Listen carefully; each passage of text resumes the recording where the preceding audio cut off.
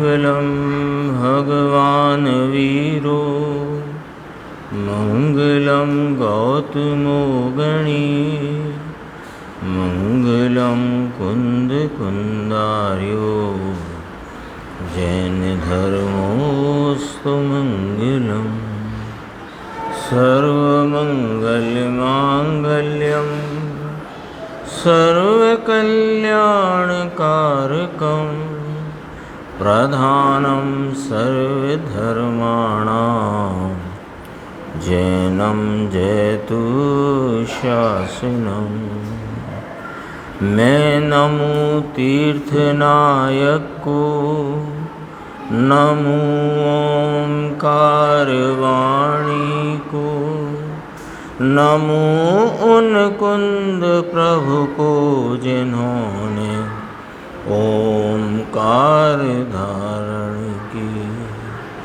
अहो उपकार जिनवर का कुंद का दिव्य वाणी का जिन कुंद ध्वनि दाता उन कहान स्वामी का।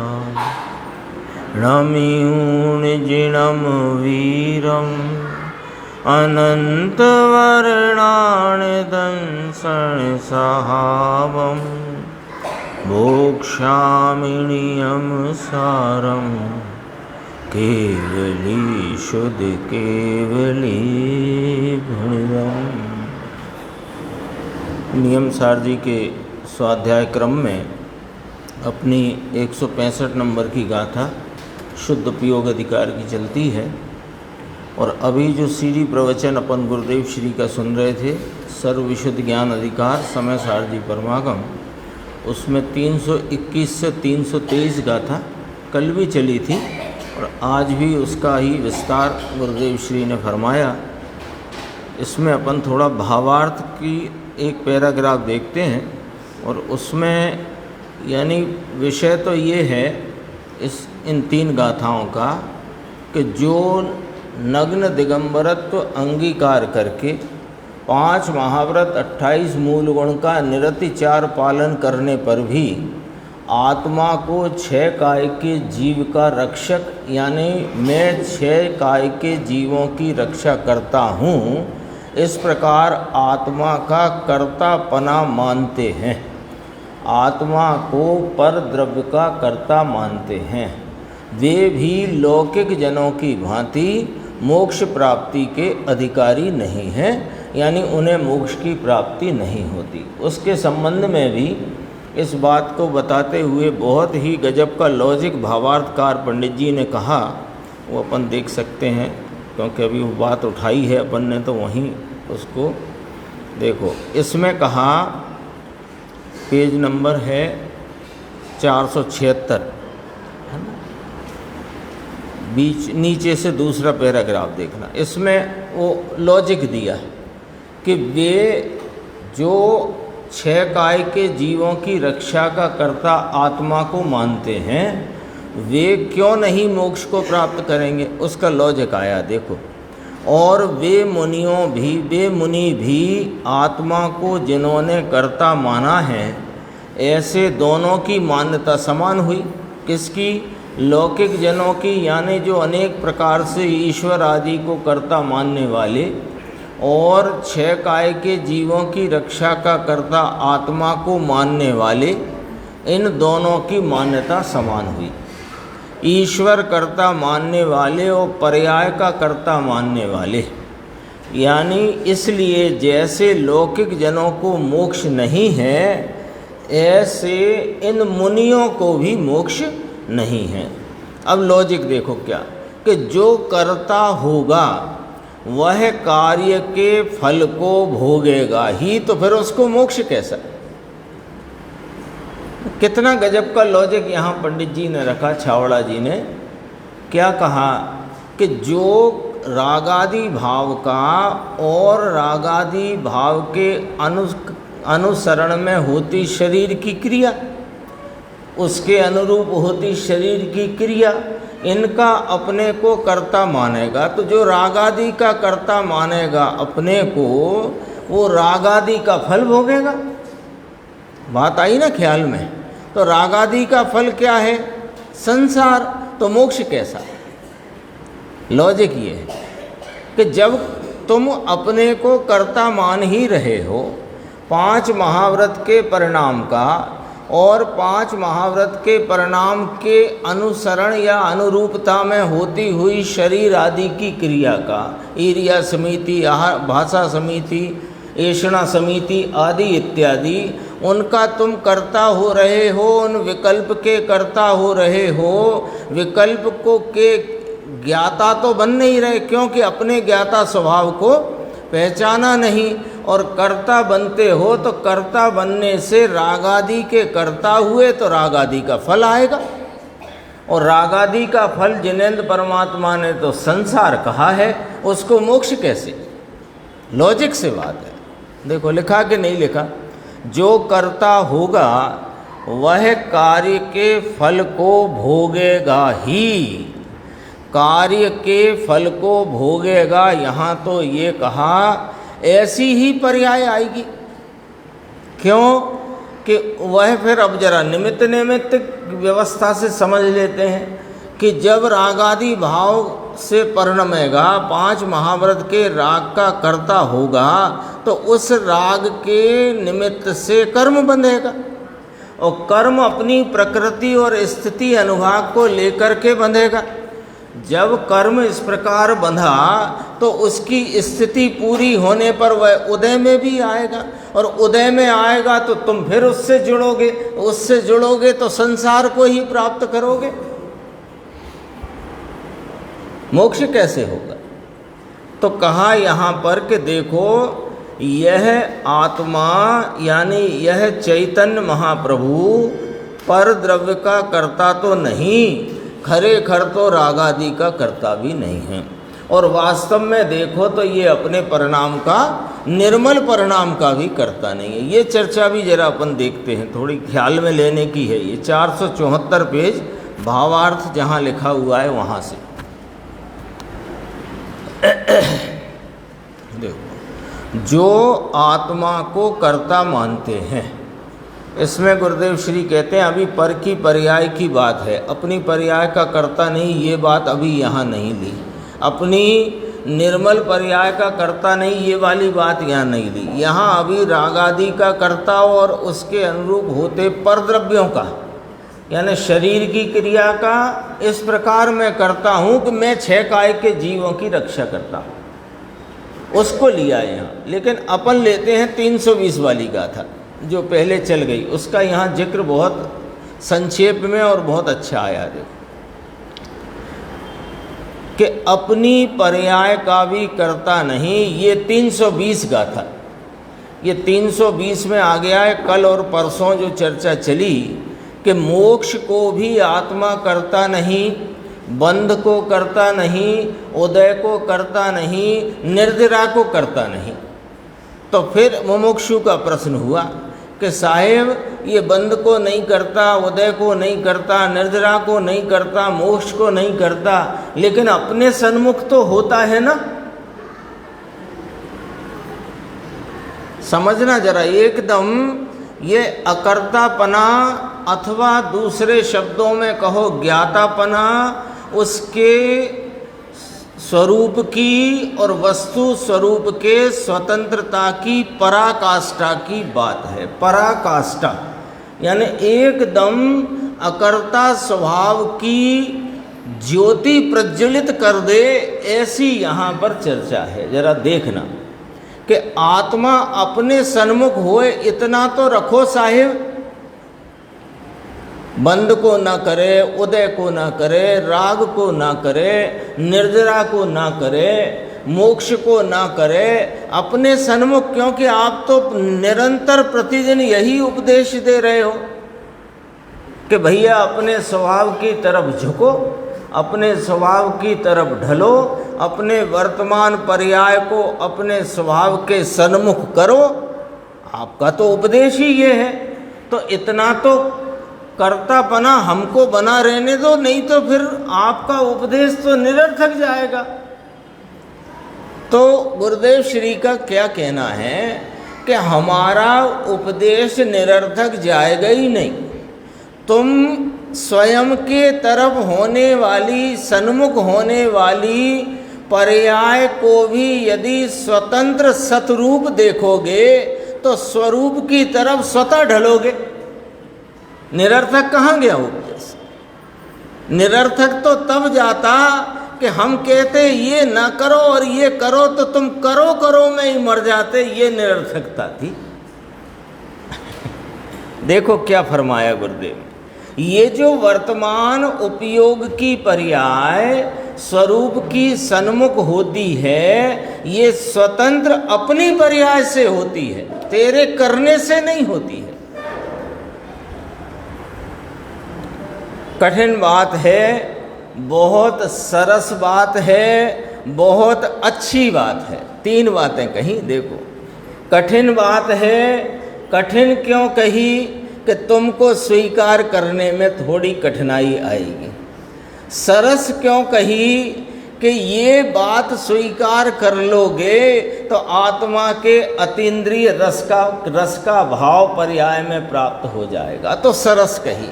और अच्छी क्यों कही? क्योंकि इससे अच्छी जगत में कोई दूसरी बात है नहीं। जो तेरे भव भव के बंधन और अनादि की जो चार गति की भ्रमणा परिभ्रमण चलता आया है, चित्त में भ्रांति वस्तु स्वरूप की चलती आई है, उस सब का नाश कर दे, ऐसी बात है। तीन बातें कहीं, कठिन बात है, सरस बात है, अच्छी बात है। देखो ये एक एक पर्याय किस प्रकार स्वतंत्र यहाँ आगम में सिद्ध है, ये 473 पेज पे अपन देखते हैं, 4 पंक्ति छोड़कर। ये वस्तु है ना, वस्तु, आत्मा वस्तु है, पदार्थ है। तो पदार्थ है तो सतरूप है ना? है कि नहीं? ये आत्मा है कि नहीं है? है तो है माने सत है। और सत का क्या स्वरूप फरमाते हैं महावीर भगवान? उत्पाद व्यय द्रव्य युक्तम सत, यही है ना? तो सबको पता है, लेकिन पता होने से अब अपने को ये पता करना है कि ये सत है किस प्रकार। क्यों? उत्पाद व्यय द्रव्य युक्तम सत, ये जैन शासन का महासूत्र है, महान सूत्र है। तो क्या इसमें काय की सिद्धि करी? सत की। सत की सिद्धि करी कि सत माने उत्पाद व्यय द्रव्य युक्तम सत। अब अपन को कभी विचार आया क्या कि उत्पाद व्यय ये परिणाम तो एक क्षणिक वर्ती है और द्रव्यपना कायमी टिकने वाला भाव है। तो क्षणवर्ती भाव उत्पाद व्यय, उत्पाद से व्यय विरुद्ध, व्यय से उत्पाद विरुद्ध, और उत्पाद व्यय से द्रव्यता विरुद्ध। ये दो विरुद्ध भाव एक समय में सतरूपता को प्राप्त हैं। इसका रहस्य क्या है? विचार तो आना चाहिए ना। तो वो विचार करेंगे तो वस्तु स्वरूप खिलेगा। अपने निर्णयात्मक भूमिका में वह वस्तु स्वरूप खिलेगा। क्या क्या विचार करते हैं कि ये इधर भी जा रहा है और इधर भी जा रहा है, तो ये दो दिशाओं में जाता हुआ कैसे? कोई कहे मैं पूर्व की ओर भी जा रहा हूँ, पश्चिम की ओर भी जा रहा हूँ, तो पूछेंगे उससे भैया ऐसा कैसे? तो यहाँ कहा उत्पाद व्यय द्रव्य युक्तम सत। सत है, सत की विशेषता समझना चंद्रेश भाई। सत है वह वर्तमान होता है, एक। सत है वो अहेतुक होता है, दो। और सत है उसमें किसी की अपेक्षा है नहीं, निरपेक्ष है। ठीक है ना? ये सत की विशेषताएं। सत माने वर्तमान, निरपेक्ष, अहेतुक भाव, उसका नाम सत है। ठीक है।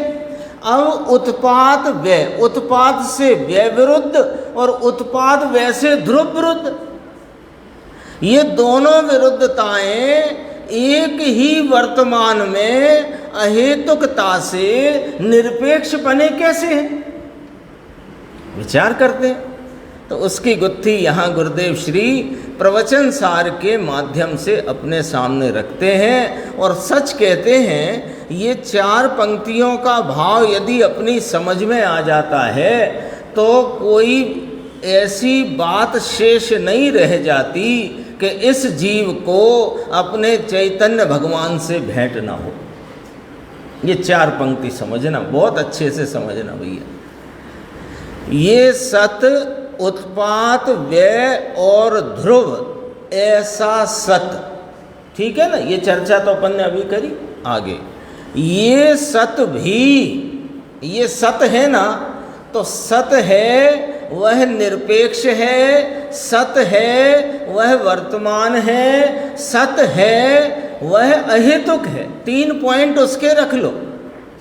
जैसे कोई कहे अग्नि है वह उष्ण है और जलाने वाली है, तो अग्नि के संदर्भ से यह बात फिर अलग से समझने की जरूरत नहीं ना, हो गई बात। अब देखो क्या कहते हैं कि अपना यह सत भी अपने उत्पाद और ध्रुव की अपेक्षा नहीं रखता। ले उत्पाद व ध्रुव युक्तम सत, ये जो वर्तमान सत है वह इतना निरपेक्ष है कि उसमें उत्पाद की वो व्यय की, या व्यय को उत्पाद की, या उत्पाद को व्यय की, या उत्पाद को व्यय और ध्रुव की, या ध्रुव को उत्पाद व्यय की अपेक्षा नहीं। तो ऐसा लिखा क्यों आचार्य भगवान उमा स्वामी ने? उत्पाद व्यय ध्रुव युक्तम सत, ये 3 बातों को एक सत रूप से क्यों कहा?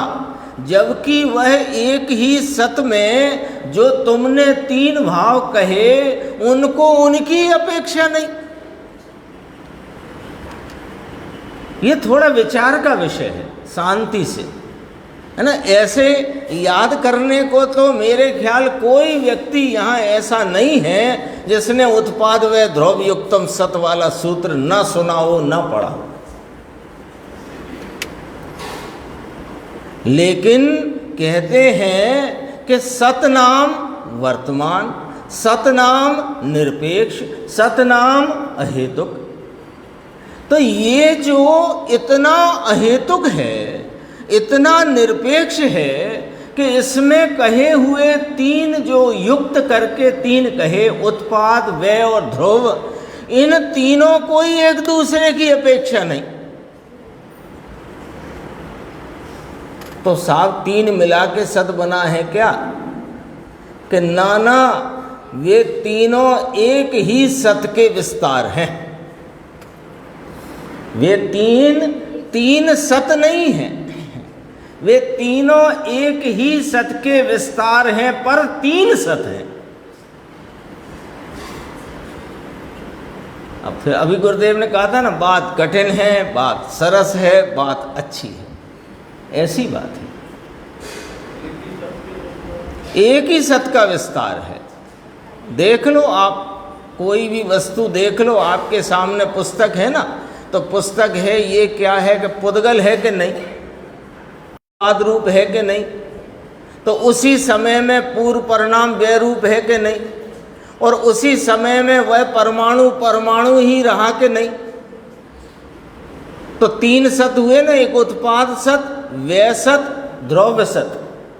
पर एक ही सत है ये, क्योंकि एक ही समय में एक ही वस्तु के यह 3 प्रकार के सतरूप भाव वर्तमान में विद्यमान है, और तीनों परस्पर निरपेक्ष।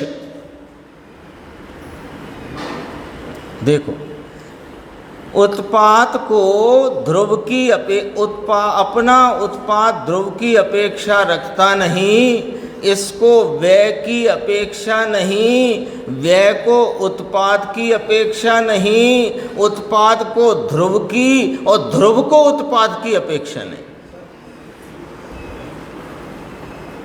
इसमें क्या खासियत आ गई?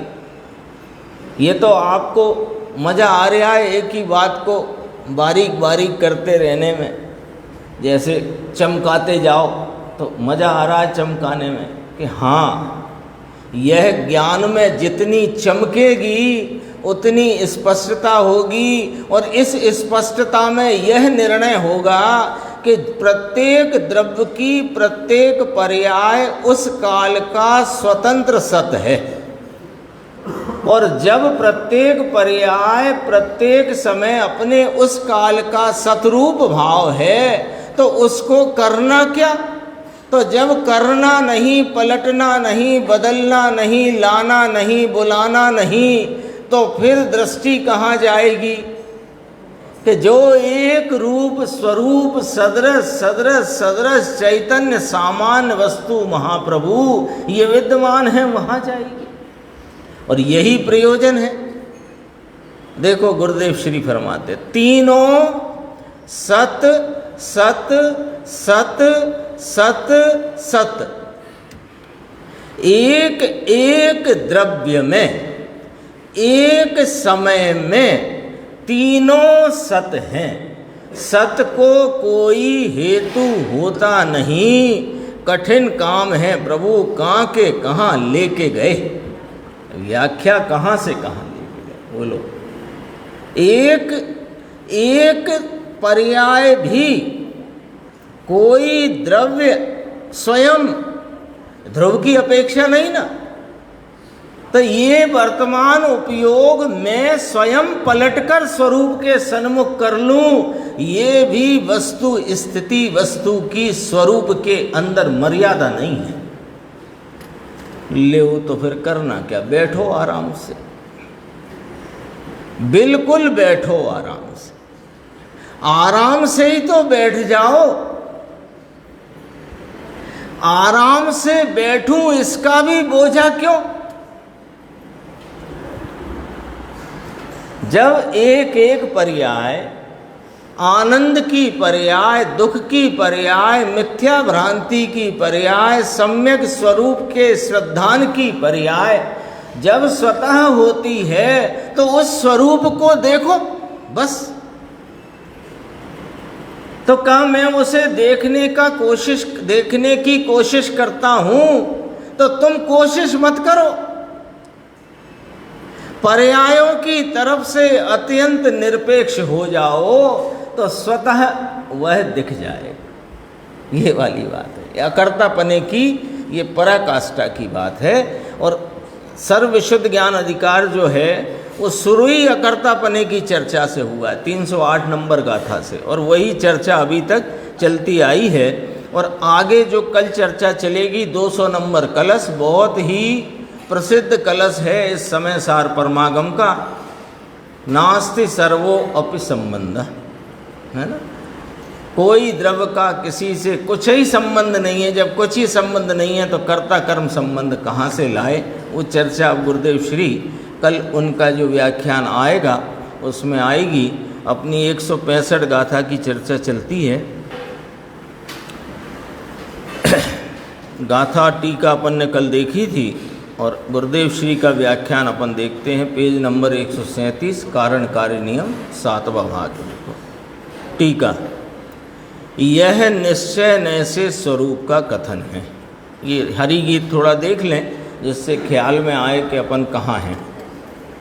यह निश्चय नैसे स्वरूप का, ये निश्चय नए छे निज प्रकाशक ज्ञान तेथी दृष्टि छे, निश्चय नए छे निज प्रकाशक जीव तेथी दृष्टि छे। यानी निश्चय नए से ज्ञान स्वयं प्रकाशक है, इसलिए दर्शन भी स्वयं प्रकाशक है, और निश्चय नए से आत्मा भी स्वयं प्रकाशक है, इसलिए दर्शन भी स्वयं प्रकाशक है। देखो इसकी टीका चलती, यह निश्चय नए से स्वरूप का कथन है।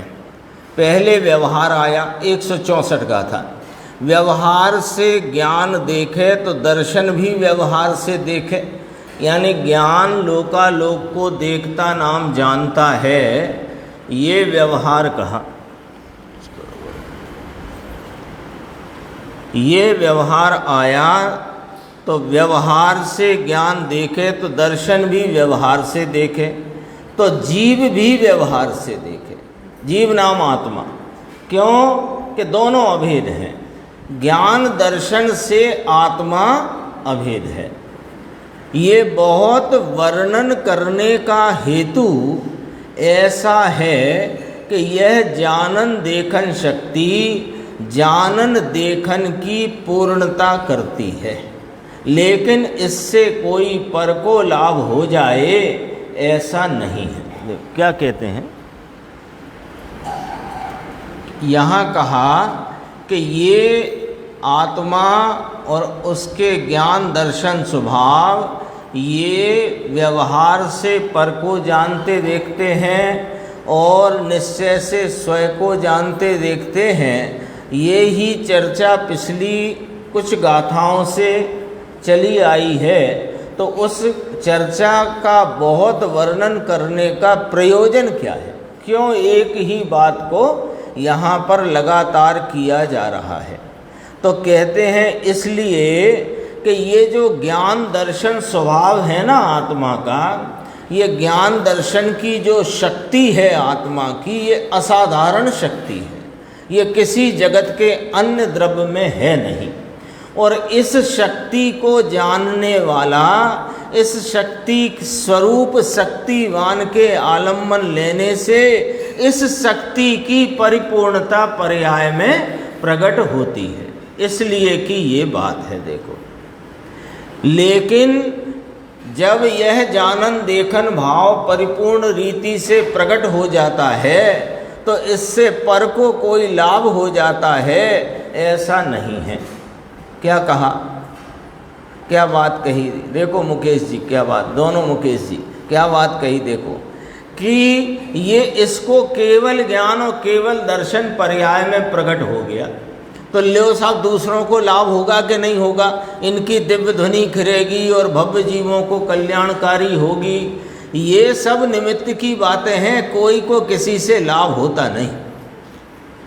ये तो भव्य जीव जिसकी भव्यता पकी है उसे कहीं ना कहीं से सच्चे तत्व की बात प्राप्त होगी ही और वह स्वरूप की प्राप्ति करेगा ही। देखो सिद्ध भगवान परमात्मा होए तो भी किसी को कुछ दे सकते नहीं हैं। 139 पेज पर अपन थोड़ा और विषय देखते हैं। देखो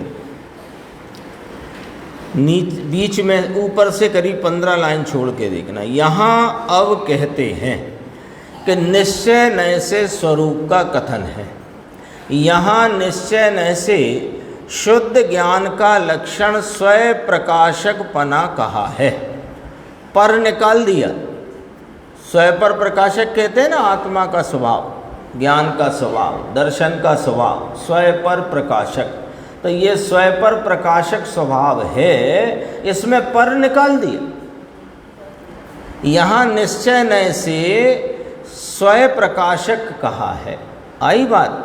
निश्चय से शुद्ध ज्ञान का लक्षण स्वयं प्रकाशक पना कहा है।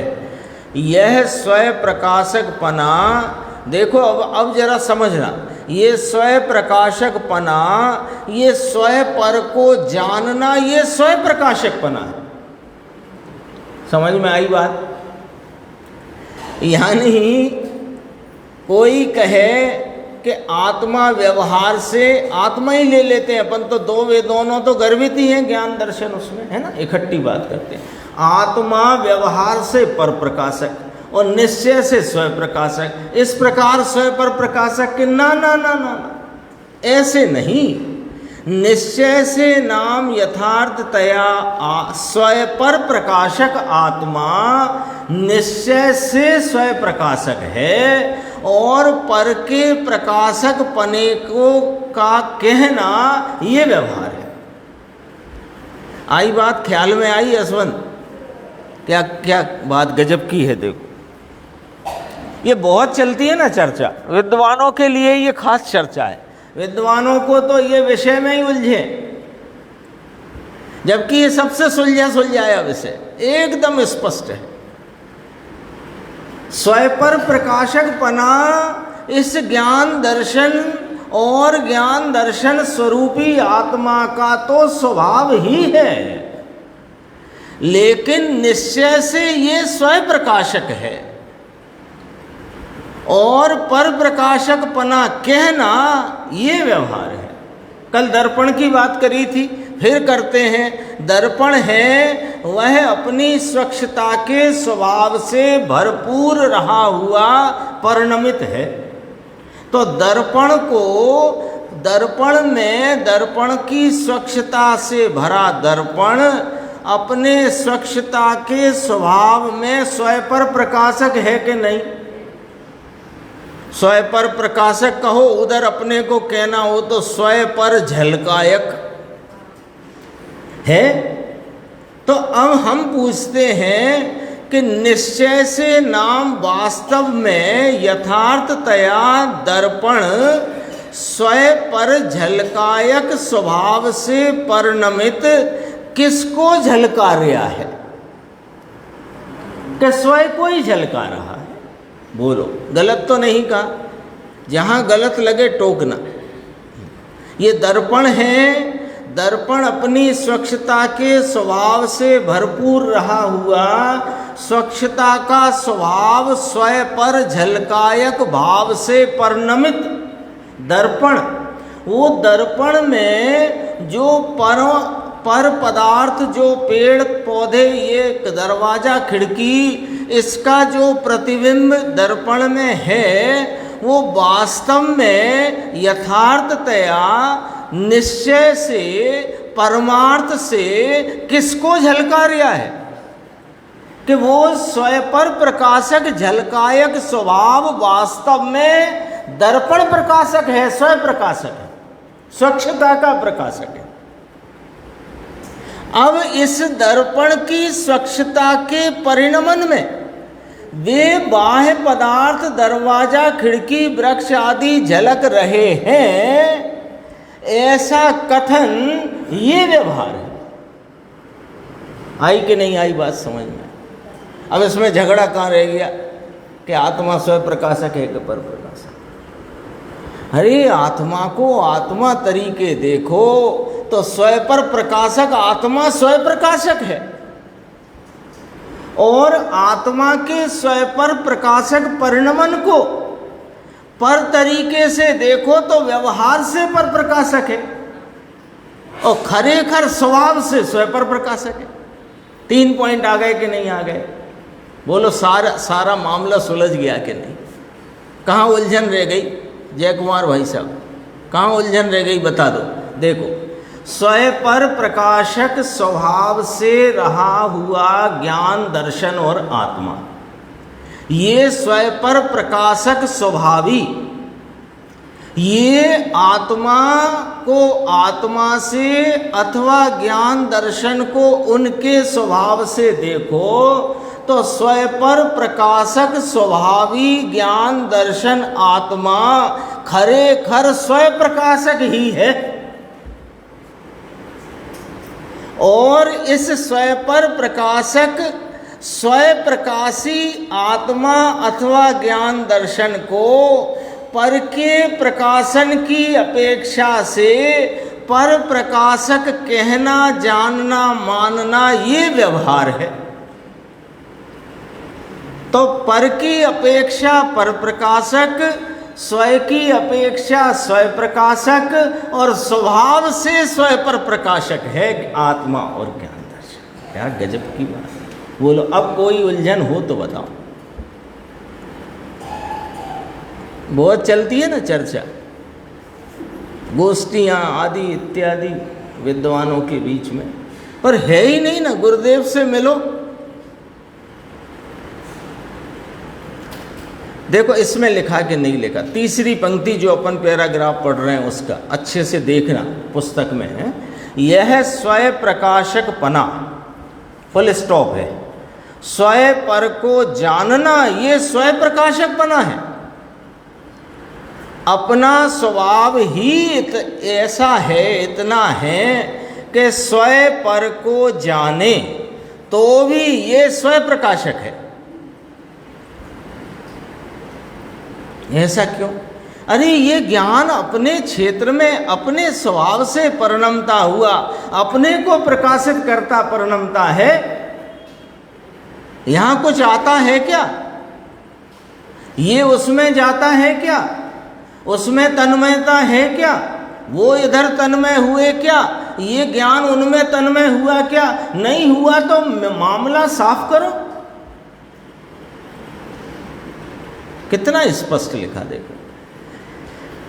अपने में रहकर स्वयं पर को जानता है, यह अपना ज्ञान दर्शन है। निश्चय नय से शुद्ध ज्ञान का लक्षण स्वयं प्रकाशक बना कहा है। उस ही प्रकार सर्व आवरण से मुक्त शुद्ध दर्शन भी स्वयं प्रकाशक ही है। निश्चय से बात करी है। जैसे पहले व्यवहार कहा था कि पर को देखता है, ऐसे यहाँ निश्चय से स्वयं को देखता है। तो ज्ञान भी स्वयं को जानता है, दर्शन भी स्वयं को देखता है, और ज्ञान दर्शन स्वरूपी आत्मा भी स्वयं को जानता देखता है। ज्ञान जैसे पर को नहीं देखता, निश्चय से तो स्वयं प्रकाशक है, ऐसे दर्शन भी स्वयं प्रकाशक ही है।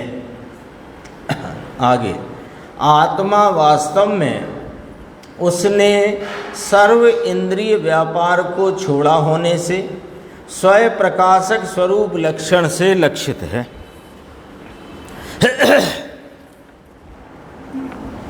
पहले जब ज्ञान को स्वयं प्रकाशक कहा, फिर दर्शन को स्वयं प्रकाशक कहा, तो आत्मा भी स्वयं प्रकाशक है। आत्मा भी स्वयं प्रकाशक है। ये आँख भी देखती है, ये आँख भी देखती है, दोनों आँख देखती हैं, तो ये आदमी देखता है।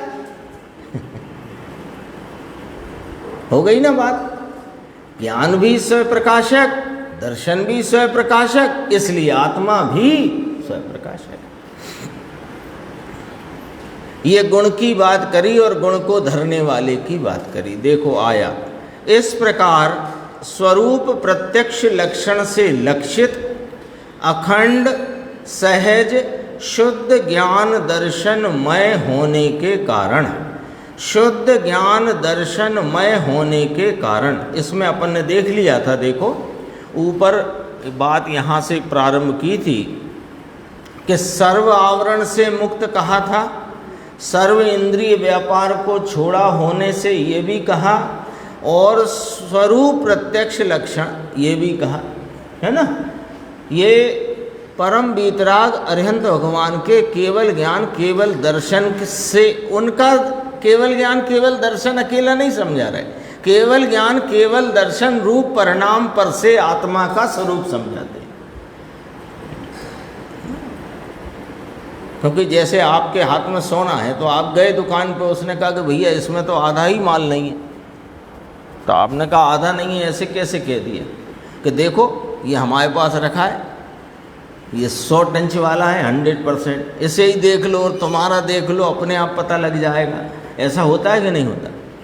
तो यहाँ जो केवल ज्ञान रूप पर्याय में परिणमित अरिहंत भगवान हैं, उनकी पर्याय पर से जगत के सर्व आत्माओं का स्वरूप दिखाते हैं, उनकी पर्याय पर से दिखाते। देखो, निश्चय से त्रिलोक त्रिकालवर्ती, अब क्या क्या चल रहा है जानना है ना। वहाँ त्रिलोक त्रिकालवर्ती स्थावर जंगम स्वरूप समस्त द्रव्य गुण पर्याय रूप विषयों संबंधी। अब बात बारीक आई देखो, प्रकाश्य प्रकाशक आदि विकल्पों से अति दूर वर्तता हुआ।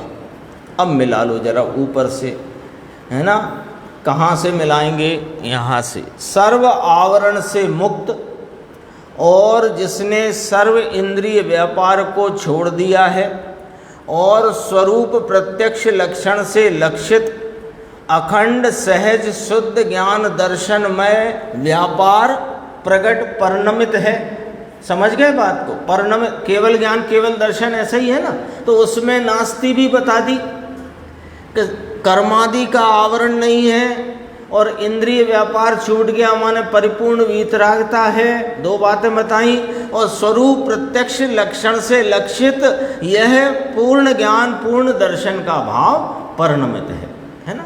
फिर इस भाव में परिणमित कैसा कि सर्वलोक तीन काल तीन लोक के सर्व पदार्थों को उनके द्रव्य गुण पर्याय समुदाय को वे विषय हैं, वे विषय हैं और ये जानता हुआ विषयी है।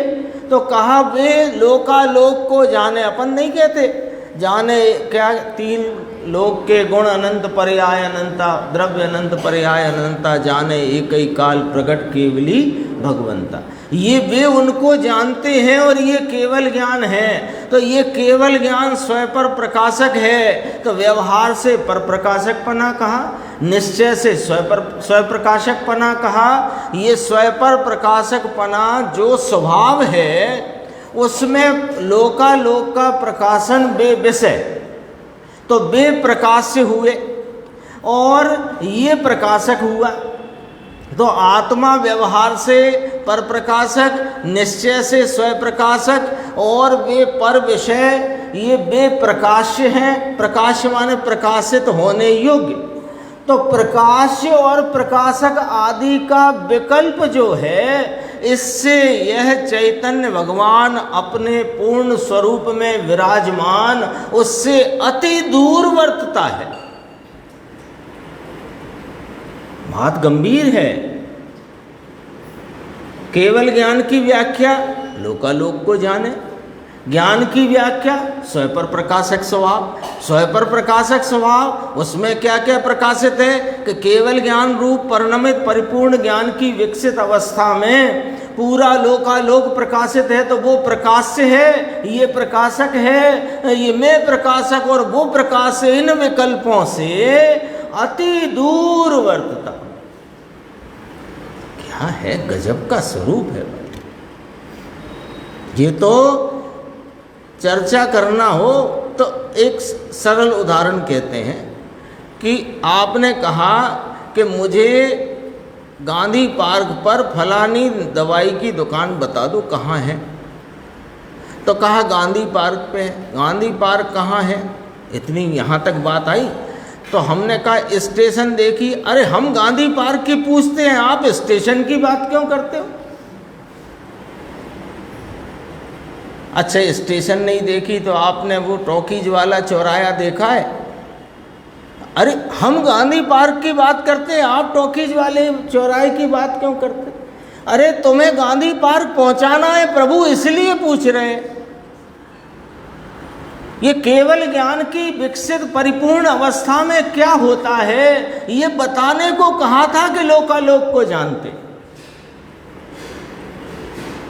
ये कोई ज्ञान की इसमें ज्ञान के स्वरूप की बात, उससे कोई खिलावट है कि ज्ञान का स्वरूप पर के प्रकाशने से होता है, ये वाली बात थोड़ी बताना थी हमें। ज्ञान तो ज्ञान है, तो वह अति दूर वर्तता हुआ। फिर इसका काम क्या है साहब? ये आखिर ज्ञान है, इसके पर प्रकाशक बना व्यवहार से है और स्वयं पर प्रकाशक ज्ञान निश्चय से स्वयं प्रकाशक है। ऐसे प्रकाश प्रकाशादिक विकल्पों से भी दूर वर्तता हुआ प्रभु कर क्या रहा है कि स्वयं स्वरूप संचेतन, यही काम चल रहा है। जब से केवल ज्ञान प्राप्त हुआ, सीमंदर भगवान को ले लो, कब हुआ था केवल ज्ञान? जब यहाँ मुनि सुब्रत नाथ भगवान थे तीर्थंकर रूप में, तब उनको केवल ज्ञान हुआ था सीमंदर भगवान को। और अगली 24 के जो 13वें तीर्थंकर यहाँ होंगे तब उनको निर्वाण होगा। ऐसा ही है ना? तो इतने काल तक निर्वाण होगा, वो तो सिद्ध होंगे ही, तब भी वही है। पर अपन तो एक केवल ज्ञान अरिहंत अवस्था की बात करते हैं। तो तब तक क्या कर रहे हैं? अरे क्या कर रहे हैं? दिव्य ध्वनि का काम है कि नहीं? 3 बार दिव्य ध्वनि खिरती है, सवा लगती है, 12 सवाएं, कितना काम है। मैंने प्रधानमंत्री से पूछे, जब सदन लोकसभा चलती है तो इधर से भागो उधर, उधर से भागो इधर, कि ये लौकिक जनों को ही है ये भागा भूगी, क्यों कि भ्रांति है ना। देखो स्वयं स्वरूप संचेतन कर रहे हैं। स्वयं स्वरूप संचेतन जिसका लक्षण है, ऐसे प्रकाश द्वारा सर्वथा अंतर्मुख होने के कारण आत्मा की बात करते हैं। पहले गुण की बात करी, इतना महिमावंत प्रभु अंदर विराजता है।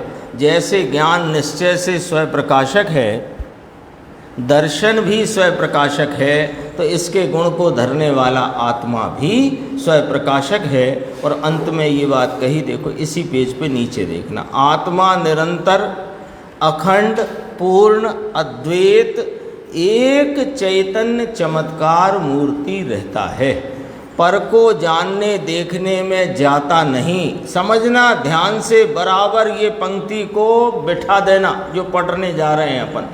ये उपयोग भी पर में नहीं जाता है।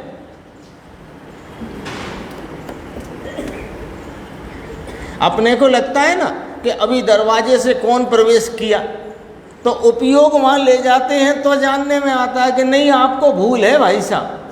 वो जानने की पर्याय उस रूपता से होनी थी, वह जानने में आना था, सो आया है। ये तो अपनी बात करी, तो केवली परमात्मा, इनका तो उपयोग कहीं ले जाते थोड़ी है। देखो लिखा है यहाँ, उपयोग भी पर में जाता नहीं, निश्चय से, वास्तविकता से। निश्चय से नाम वास्तविकता से, व्यवहार से पर ऊपर लक्ष्य है, तो यह जानने में आता है। ये तो व्यवहार कहा है, ये व्यवहार असद्भूत व्यवहार है। अंतर में अपने असंख्य प्रदेश अनंत ज्ञान दर्शन आनंद से खिल उठे हैं, तो भी ये पर को छूता नहीं है। ये चर्चा हुई, और 2 पंक्ति और हैं, अपन पूरा कर देते हैं इसको। देखो 141 पेज है, ऊपर की 10 पंक्ति छोड़कर। अखंड अद्वैत चैतन्य चमत्कार मूर्ति रहता है, चैतन्य स्वयं पर को जानता है, ऐसा कहो, ये व्यवहार हुआ। कहो तो भी अपने में रहता है। तो यहाँ जो स्वयं पर प्रकाशक या स्वयं पर को जानना स्वभाव है, ये वास्तव में स्वयं ही है। ये स्वयं पर का अर्थ स्वयं ही है। आत्मज्ञान आत्मस्वरूप को जाने, इसका अर्थ आत्मज्ञ ही है। पर में जाता नहीं, पर को देखता नहीं, यह आत्मज्ञ ही है। ये अपनी चर्चा इस गाथा की पूर्ण होती है। आगे जो कलश है उसकी स्वाध्याय आगे।